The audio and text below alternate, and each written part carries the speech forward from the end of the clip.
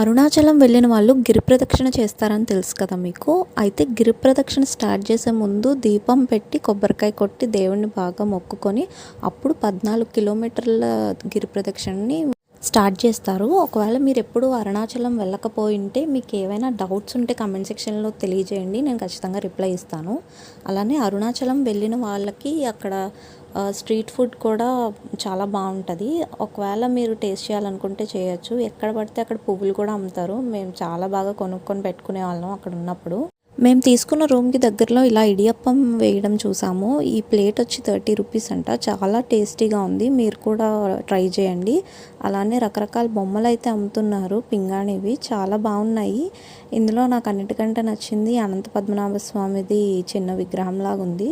కొందామని అనుకున్నాం కానీ ఇంకా జర్నీలో ఏవైనా బ్రేక్ అయితే ఇష్యూ అని చెప్పి కొనకుండా వచ్చేసాము. తప్పకుండా విజిట్ చేయండి అరుణాచలం. Thank you.